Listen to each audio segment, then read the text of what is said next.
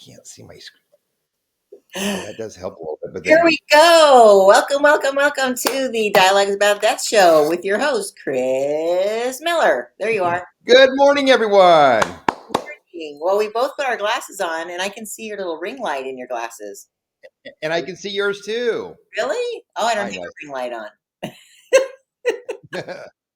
All right. Well, you guys are now seeing behind the scenes. We're pulling back the curtain today on the Dialogues About Death show. And Yes. I just wanted to make a little announcement because yesterday, Chris, you were on a panel discussion at the Dialogues About Death. No, sorry. That's what today is. Connecting faith and business. Connecting faith and business. Connecting faith and business. And I'm going to be sharing some of your answers because I videotaped you yesterday. And it was such a blessing. So for those of you who don't know, there's an event that happens once a year. It's an annual event.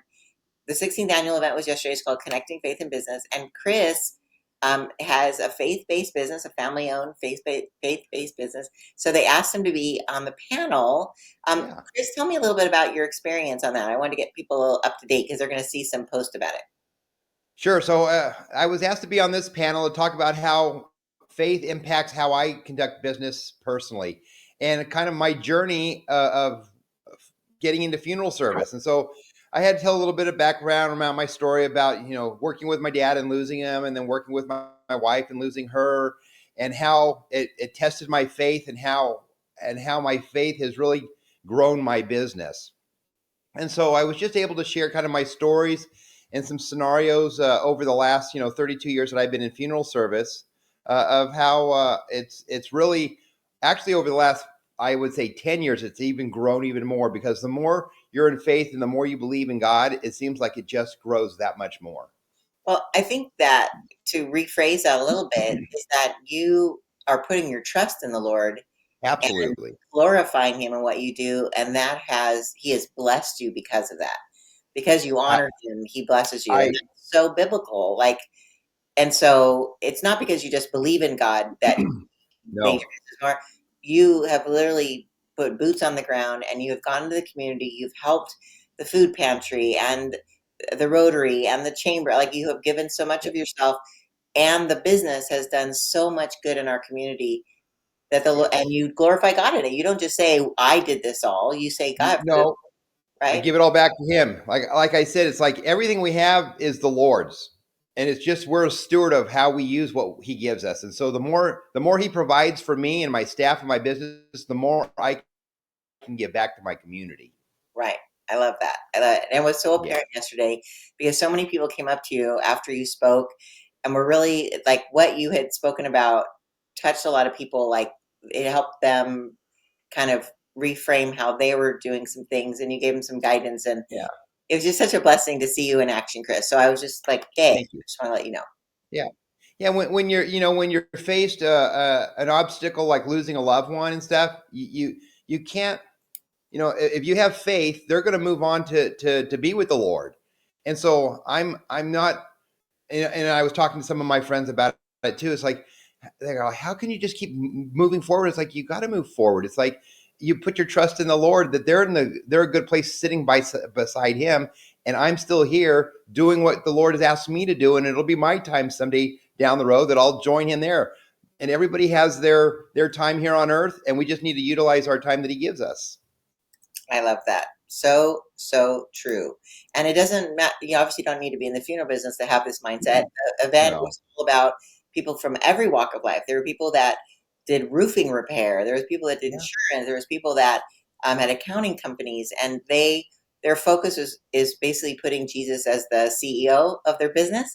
And so having him take the wheel, so to speak. So I just love that event. And I'm so glad you were able to, because I spoke too. Yeah. So it was just like fun. We both could be on stage at different times. Yep. Yay. All right. Well, today is episode 17, and we're calling this Free for All Friday. We're going to do some rapid fire questions for Chris, because we were going to call it mailbag, but it's not Monday. You can't call it mailbag Monday when it's Friday. Yeah. So that's right. You have to have little fun words. So a little tongue in cheek. There you go. Oh, and we do have some people joining us live. Let me share how awesome they are. Let's see here. We have Haley. She saw you at CFB, Connecting Faith and Business, and it was an amazing panel. So that's Yes, awesome. it was.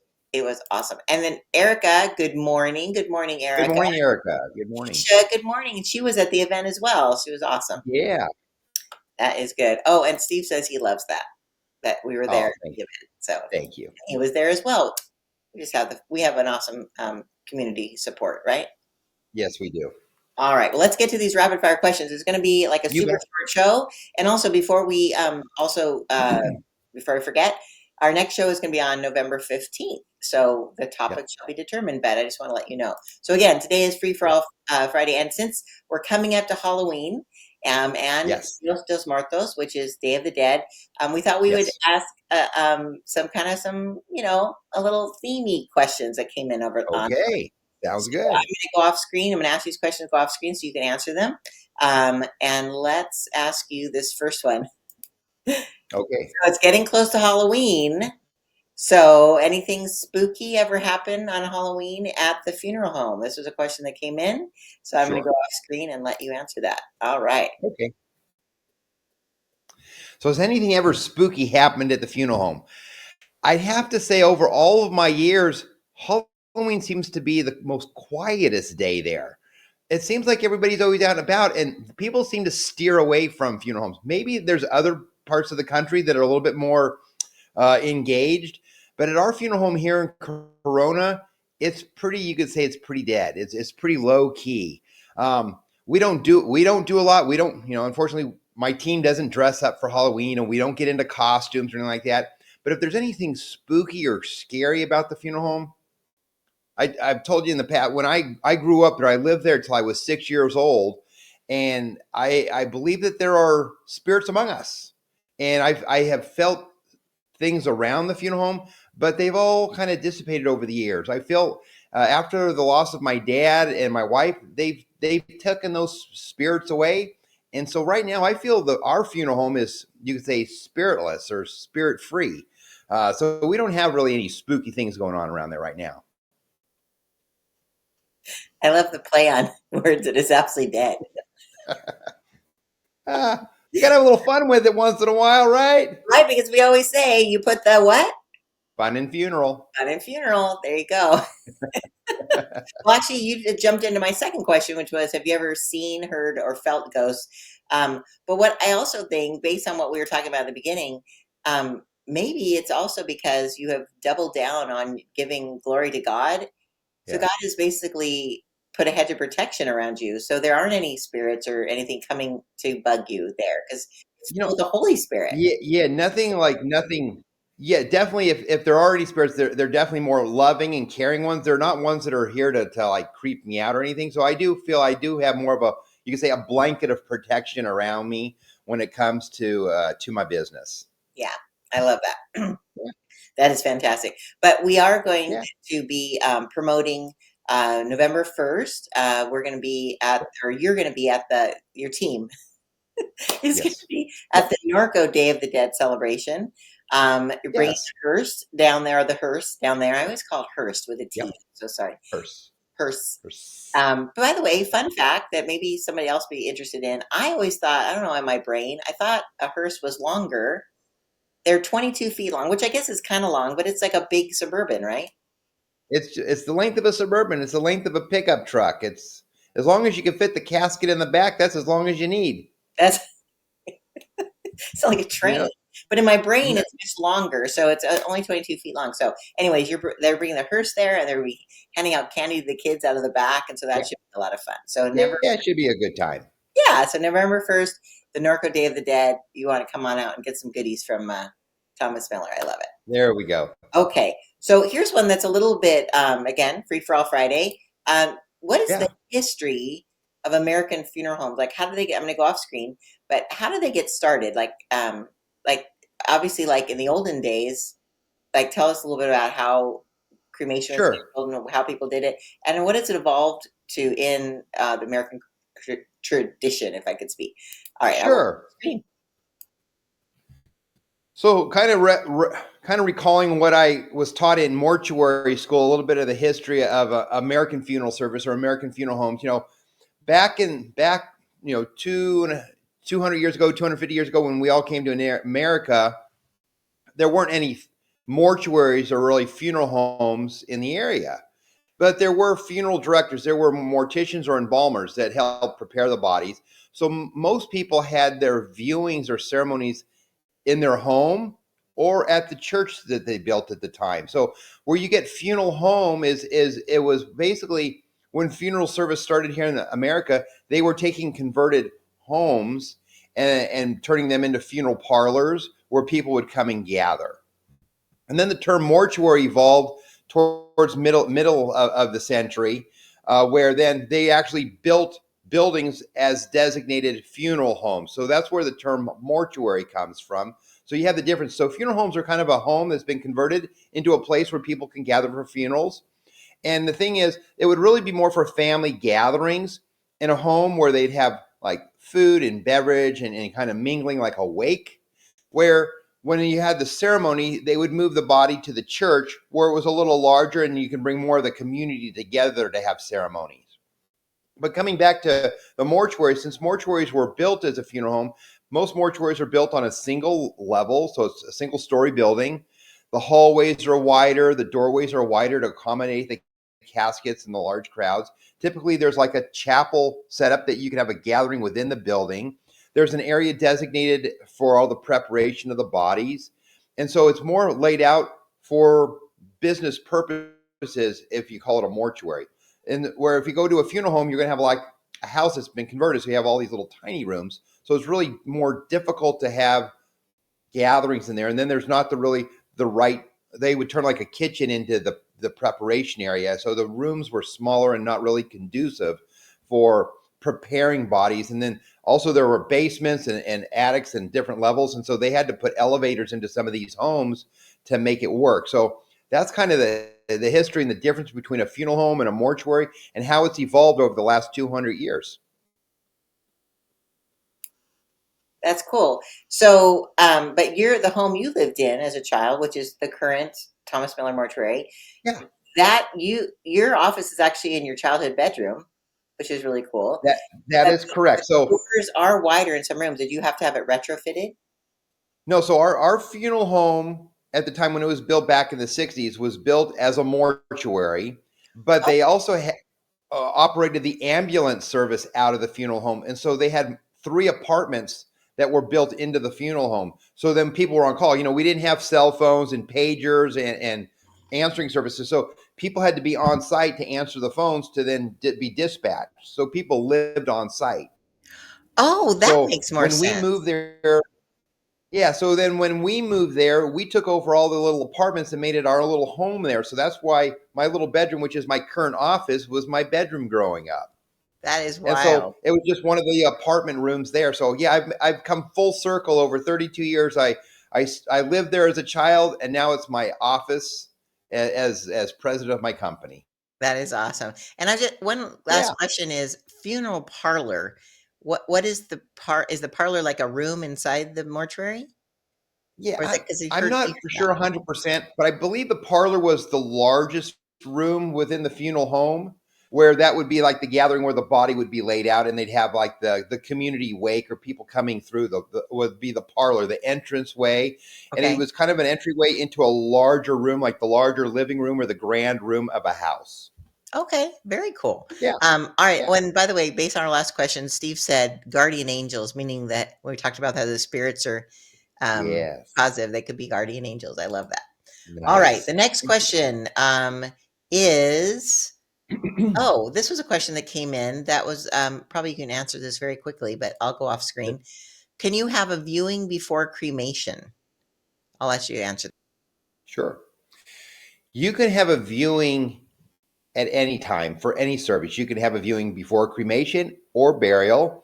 And even if you don't have a ceremony, you can still have a viewing. The thing is, there's different types of viewings that we offer. We offer viewings. We have one called just a basic called an ID viewing. And an ID viewing is where we bring your loved one into our care and we'll do like a bathing and a washing and just kind of a preparation of setting their features and making them look presentable and maybe just putting them in a hospital gown and laying them out for just like a 5 or 10 minute period. And no embalming takes place. And it's just private for the immediate family to say their goodbyes. So it might be a little bit less traumatic than them being like in a hospital with all being on a ventilator and all the tubes and all the IVs in them. So what we've done is we've kind of cleaned them up. We've made them look good. We kind of do their hair and make them look presentable. And we call that an ID viewing. But it's just for a short, like 10, 15 minutes for like 3 or 4 family members. And we can do that before cremation or burial. And then if families want a little bit more than that, if they want more family and they want more time, then we have to do the embalming. And the embalming preserves the body and allows us to have the body outside uh, uh, for several hours or several days, where people then can come and pay their respects. And then we'll do a full dressing and cosmetizing, and we'll lay them in a container of the family's choice for them to be laid out.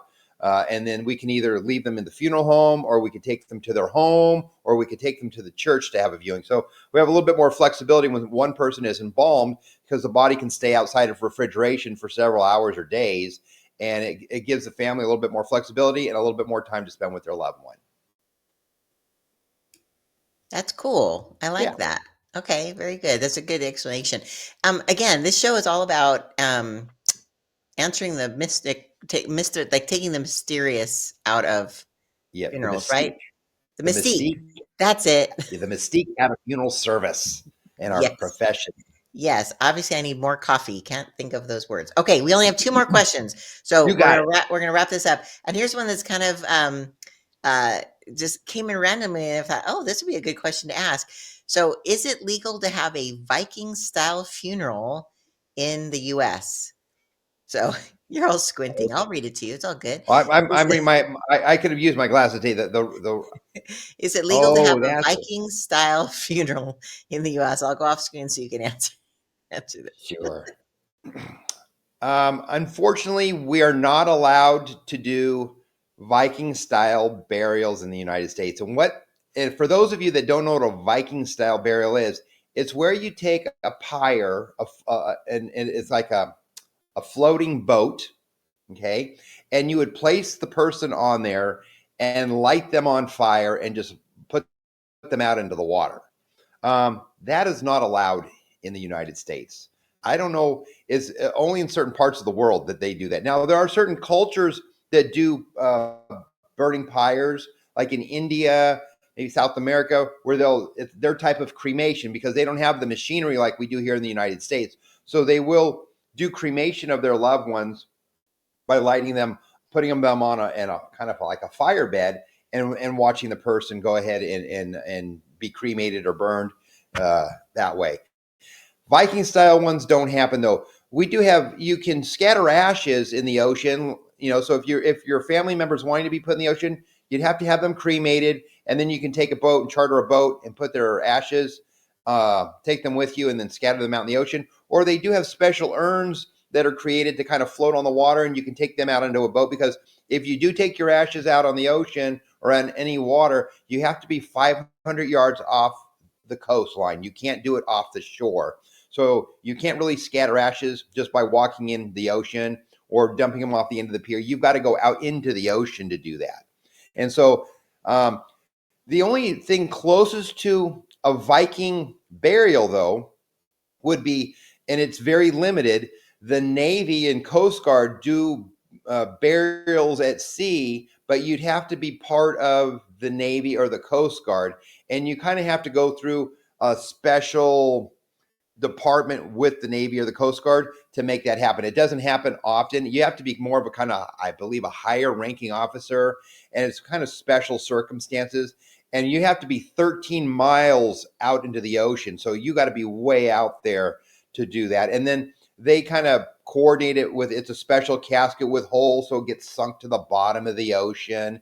And they've done that for families, but it's very selective and it's very rare. That's interesting. I never even heard of that before. Yeah. That's Yeah. interesting. They don't cremate them on the ocean. It's just a casket that sinks. It's a Yep, it's a casket that sinks. They put holes in the bottom of it, so it fills up with water, and then it sinks to the bottom of the ocean. And they have to be over 13 miles out into the ocean. Wow. Okay. Yeah, I'm surprised they yeah. So never. it's kind of like in international waters. Okay. Interesting. Like the Pirates of the Caribbean, they never that I thought that would be a kind of a cool part of the storyline, but I've never even heard of that. That's They've interesting. never done it. Oh my goodness. Okay. Yeah. So the last question is Okay. that has come in, and this is the final one, which is why do people have open casket funerals? And again, before you answer that, I just want to remind everyone that our next show is on November 15th. So tune in for the fun, putting again the fun in funeral.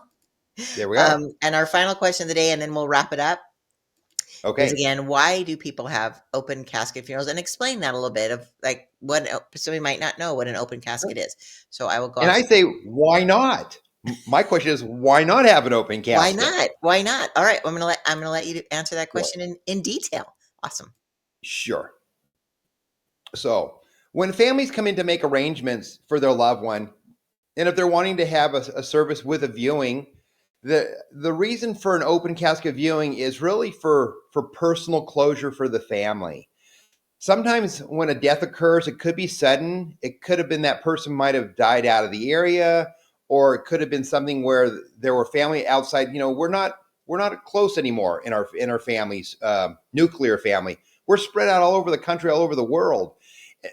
Excuse me. And people don't have that ability to say their goodbyes.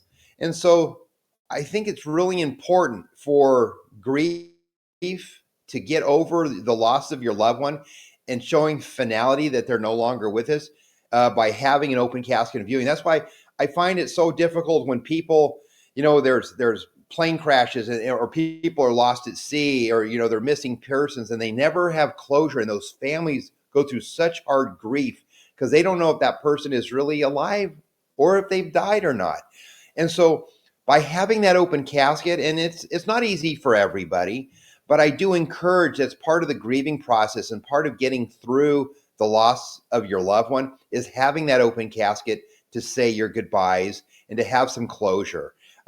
It helps the healing process. It helps you being able to move on after that loss. I love that. It does really help. And like you said, sometimes when things are hard, people want to avoid them, but Yeah, then it's it'll not actually stretch easy. out the grief process because you don't have the ability to say, I acknowledge that they are now That's right. not physically That's why here. it's so important. It's if anything, and when it comes to like children, there's another question. I'll piggyback onto that we don't have today, but people say, should I bring my children to a funeral? And I encourage them, yes, allow the child to make their own decision. If they're an infant, if they're like maybe under like 1 years old, they maybe don't know what's going on. But if they're old enough to walk and talk and say yes or no, and they say, I want to see grandma or grandpa, allow them that opportunity because don't don't deny them their opportunity for closure because it will make them a better adjusted child and a better adjusted adult when they grow up because they say I saw grandma or grandpa before they died. So let your child make the decision. Don't make the decision for your child. That is one of my words of wisdom. If I can give to anybody, allow your child to make their own decisions when it comes to a funeral, to say their goodbyes to any loved one. I love that.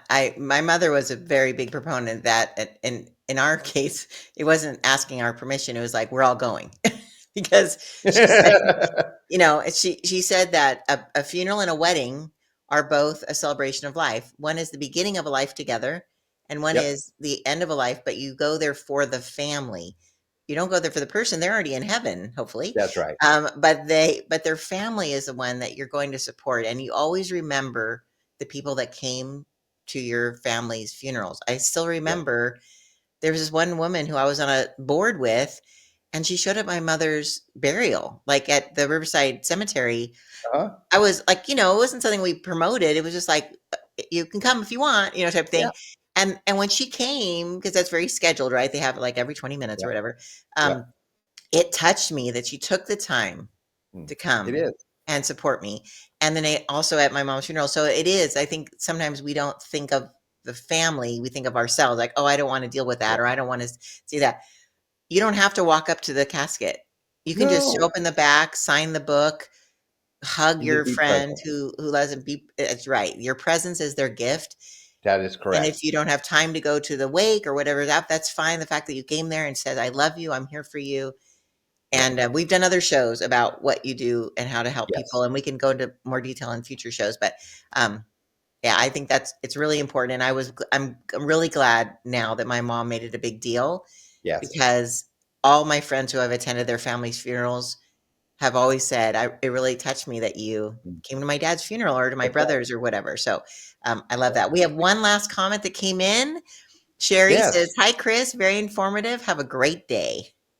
Oh, thank you. That's so nice, Sherry. Thank you for coming. We love when people come live to ask questions. And again, if this is something that blesses you, or you think this might help someone to answer a question, go ahead and share it on your Absolutely. social media. We would love for them to see this show. And then Yep. also we put out little clips of these shows. So if it answers certain questions, we'd love for you to share those as well. Absolutely. Awesome. All right. Well, thank you again for your time today, Chris. And as we said Thank before, you. our next show is on November 15th. Today Okay. was episode 17, Free for All Friday. We hope we answered your questions. And if you have any other questions, feel free to email us, Chris, or is it Chris at thomasmillermortuary.com? Mortuary.com. Awesome. All right. And also, just as a little wrap up, I haven't shown this today. If you have an immediate need, or even want to pre plan your funeral so you have control over what happens to you, you can call either the Corona Chapel or the Sierra Memorial Chapel, which is in Riverside. Or you can Yes. go to the website, because there's lots of answers Yep. there as well, thomasmillermortuary.com. .com. So, Chris, I just really appreciate your time again today, and You have bet. a fantastic weekend, everybody. You too. Take care, everybody. All right. Blessings to all. All right. God bless. Bye Bye-bye. bye.